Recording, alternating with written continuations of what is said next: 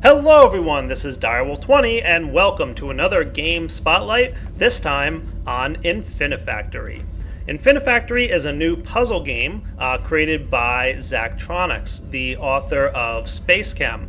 And I've actually never personally played Spacechem, but I've heard a lot of people say that it's a pretty similar game to Spacechem, except it's 3D, and of course has a bunch of different puzzles and a bunch of different things like it. So if you were a fan of Spacechem, this might be the game for you.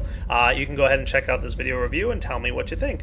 So before we get started on the video review, I should give a full disclosure. Zachtronics did contact me and asked me to do a spotlight on their game, and they gave me a free copy of the game to check out. However, I'm under no obligation to give it a positive review or anything crazy like that. It's pretty much entirely up to me. They said, hey, here's a copy of the game, check it out. If you like it, review it.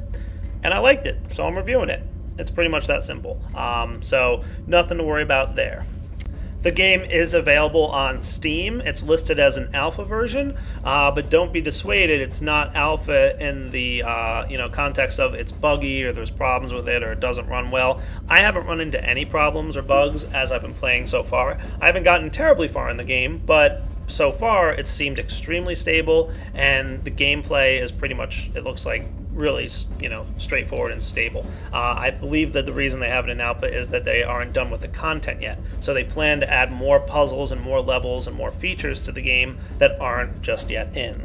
So when you first load up the game, there's like an introductory sequence with a couple very basic introductions to the controls, like how to walk around and look around and that kind of stuff, your standard introductory thing. And there's a little bit of a mini story, which I don't want to spoil for you. It's pretty cool. You definitely will check it out if you decide to download and grab this game. It's a neat little introduction. But once you're done with that introductory area, you'll land in this room, which you've got a couple cool things in, as well as access to this screen where you can view your puzzles.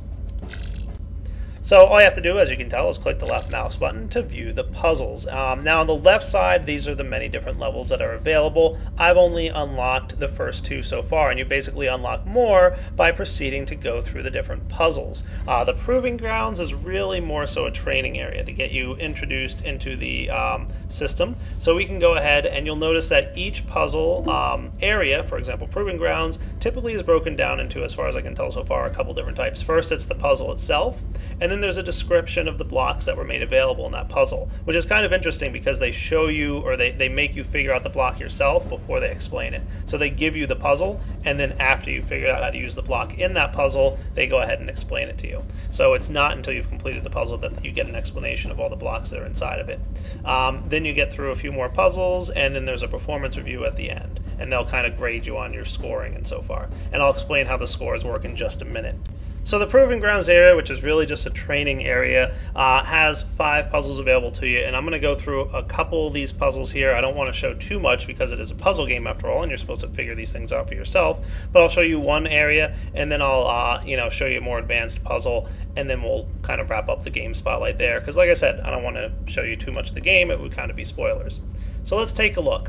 You can see on the right hand side here, you're given access to 3 different solutions. I've already completed it once, and these are my scores basically, cycles and footprint. I'll explain what those are about in a minute. And you can create a new solution here if you want, or retry from the original solution that you made earlier. So I'm going to create a new one just to show you guys what it looks like. So this is the playing area in front of you. You do have a jetpack, which allows you to fly around and easily navigate the terrain. And you should explore a little bit because there's a couple hidden things everywhere, but every now and then if you go too far, you'll get a warning that kind of yells at you and says, no, you shouldn't be leaving the playing area. And if you decide to ignore that warning, it kind of resets you back up and is like, no, don't try and fly away. So you can check it out. So the basic concept of the game is that you need to take these blocks that are coming out of here and feed them into these areas here. So you can see that there's one block that has like a black border with a white square in the middle. That's this one. And then there's a block that's all white, and that's this one. And then finally there's a block that's a total black square in the middle with a white border, and that's this one. So we basically, when we activate these factories, it's going to start spitting out blocks, and we need to ramp them over to where they belong.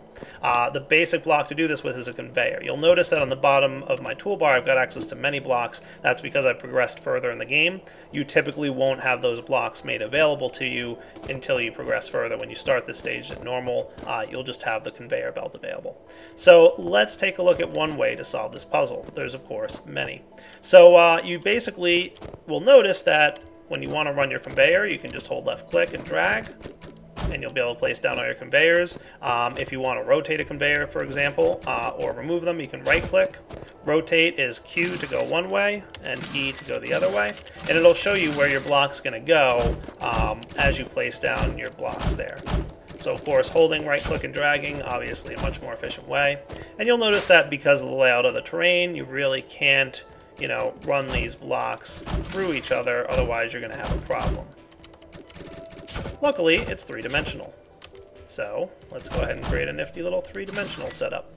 So these are platforms that you have access to. They can basically let you do almost nothing. They'll just basically act as placeholders. So we should run this thing across here.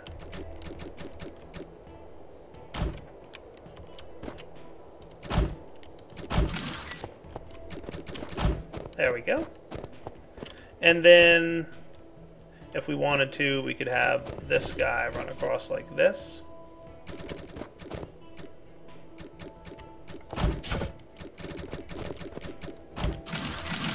And by the way, this is a pretty inefficient way of doing this, but I wanted to show it on purpose. There we go. So this should get us everything. You'll notice on the bottom right-hand corner of your screen, you've got three controls. R will start the factory. So when you hit R, it'll start pushing out those blocks. You can hit T to pause it and take a brief look at everything. And T again to unpause it, and then hold F to fast forward, which I'll show you in a moment. But you'll notice that all of our blocks are going to the appropriate space. And typically it'll tell you at the top here how many blocks remain. And if you want to fast forward, you can hold F, and all of a sudden you get a score overview. Now there's two parts to a score: your cycles and your footprint. Cycles is how long it took you to get to the victory condition, right? So right now it took me 53 cycles. My best score so far is 44. What's cool is it automatically shows you the scores of your friends. So me and Soren are tied. And let me tell you, I'm not afraid to say, it took me a while to catch up to Soren's score, and it was kind of fun for me to, all right, I beat it one way, now let's see if I can figure out like more efficient way to either tie or beat some of my friends like Soren. So you can see here my best footprint score is 50, and my current footprint score is 56. So again, the footprint I think is pretty much how big your puzzle is. So if you are more efficient in terms of using less blocks to complete the puzzle, that's a better footprint score. And of course, completing the puzzle in a faster time is a more cycles-oriented score. That's the better cycle score there. The only other thing to note on the bottom right is the input rate. That's how fast the blocks come out. For example, if you watch right now, a block comes out and then a short period of time after, it looks like there's about 2 between each block, right? If you increase the input rate to the max, and it's different for each puzzle, sometimes it's faster and sometimes it's slower, you'll notice they come out faster, which will of course lead to a better cycle score. Now on this map, it's obviously a lot easier, right? So I just got a better cycle score. I now have a 44 cycle score. That was obviously much better. But on some maps, the faster falling blocks are more difficult, and you need more efficient puzzle designs in order to allow for the faster block rate. So it's something you really want to pay attention to. And of course, if you want to slow it down for any reason so that you can, maybe have a less efficient design but still get the puzzle complete, you can. And then when we activate it, you'll notice there's a long delay between dropping the next block. Once you're done with a puzzle, you can exit the cell and bring yourself right back here. And you'll notice that, this solution, I had a slightly larger footprint than this one. You can see how I did the other solution earlier. When you go back in, you'll notice that I did things a little differently. And you can, of course, always go in and change your solutions to see if you can come up with a more efficient or a better design. The only other thing that I'm going to show you here is these bar graphs. I'm pretty sure what this means is this is a representation of all players. So, most players took this many cycles. A few players took even longer, and a very few even longer than that to complete it. And then there's a handful of players here, and the orange line is you. So you can see that there's a pretty good number of players out there who did a much better job with their footprint than I did. Okay, but I'm pretty close to the average there, so that's not too bad. So clearly conveyors are not the only blocks that are necessary to check out. Let's go ahead and check out the next block, which is the welder. Now what the welder does is you'll notice that the solution here requires 2 blocks to be stuck together. And when you go into this map, it basically tells you that's what the welder does. You go ahead, it says, oh, what's a welder? Well, you put 2 of them next to each other and they're going to put out a beam. So it took a little while to figure out, what that exactly meant, but let's go ahead and create a solution here so you guys can see what's going on.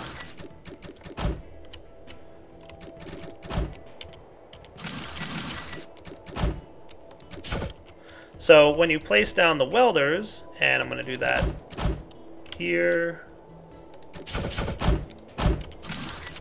you'll notice that they have this little beam that comes out, okay? And once that's done, we can run our completed solution into here, and when we activate it, you'll see that when these 2 blocks come together, they get welded together into one full block. So now they behave as one whole block, and that completes the solution for us. Cool. So my current cycle time was 71, my best is 44. We can of course improve that. You'll notice that our input rate can go as high as, it looks like 4 now. So that when I go ahead and run this, there we go, 44. And again, tied with Soren, hooray. Somehow Soren has a smaller footprint than me. I don't know, he's just some kind of smart kid, beats me. But you can see that I'm right there in terms of the average. A few people figured out a slightly smaller way to do this, Soren being one of them apparently, and a few people had a slightly larger footprint. Cool. So puzzles get more and more complex, especially once you get out of the training routines. For example, here's a SkyDoc, and you get access to a couple new blocks, and they're handled under the logic system here. So that's pretty neat. You can see there's still a handful of blocks that I haven't yet unlocked, so I don't even know what they're all about. But I'll show you guys this puzzle real quick before we wrap up. So you'll notice that these blue blocks that start in the map, you cannot remove them. And our goal here when we open this up is to get these ammunition crates over to here. But of course there's no way to rotate this to use just conveyors, right? So we're gonna have to find a better way. Well, one of the blocks we were given access to is a pusher. There we go. And we also got access to a sensor. And the sensor will detect when there's a block in front of it, and it can output through this piping system to a pusher, for example, and activate it when there's a block there. So let's see what happens. I'm gonna run the conveyors over to here and run it. So you'll notice as soon as a block lands there, it pushes it, and then when the block goes away, it retracts the pusher. Pretty cool, right? And that's the solution for that puzzle. And again, it was a pretty basic puzzle. Now, this time through, it took me 52 cycles. I did come up with a way to do it in 36 cycles, and that's not even about input rate. Even if I do bump this thing up, I think, to the max input rate, you'll notice that it still takes 52 cycles. So there's a better way to do this that me and Soren apparently figured out. And we even tied this time for our footprint, so we apparently know what we're doing a little bit. And it looks like we are in pretty much the top scoring of anybody else who's played this game so far. So that's nice to know. So guys, like I said, that's pretty much as far as I've gotten in the game, but it's definitely caught my interest. I want to go through and play. The puzzles are different and fun. I've had a good time kind of figuring them out, and then once I do complete them, I look at the cycles and footprint and say, oh man, I can't let Soren beat me, so I go ahead and try again to make it more efficient, more compact, that kind of thing. And so far, it's been a lot of fun. I'm looking forward to the rest of the puzzles. As I said, I haven't played them yet, so I can't really tell you guys how good it is. I believe there's about a total of 30 levels so far, and Zachtronics is planning to add more and more puzzles, and I assume, but I'm not sure, more and more blocks to the game. So there's even a few that I haven't unlocked yet block-wise, so lots more to do obviously with this game, and it looks like it's pretty fun so far. Alright guys, and with that, I think we've hit the wrapping up point for this game spotlight. Now, some of the puzzles I've shown you were, remember, meant to be tutorial-ish, so some of them were rather simple. There were definitely a couple that I didn't show you that were rather complex. So for just an example here, one of the last ones on the proving grounds, and I'll do it as a new solution so you don't see my solution, has you making this L-shaped block with different puzzle pieces that fall in different areas. So you're definitely going to be challenged as you go through this game. So far I've definitely spent a little bit of time just figuring out the puzzle, and then like I said, trying to beat Soren's score and that kind of stuff has always been interesting for me. So for now, this is Direwolf20 signing off. As usual, please leave me some feedback, some comments in the description. Like I said, it's not common that I typically do Game Spotlight videos, but it's something I'm kind of taking a look at doing more and more of, so I definitely appreciate your feedback. Let me know if you like this kind of video and if you want to see more of it. Alright guys, Direwolf20 signing off. Take it easy.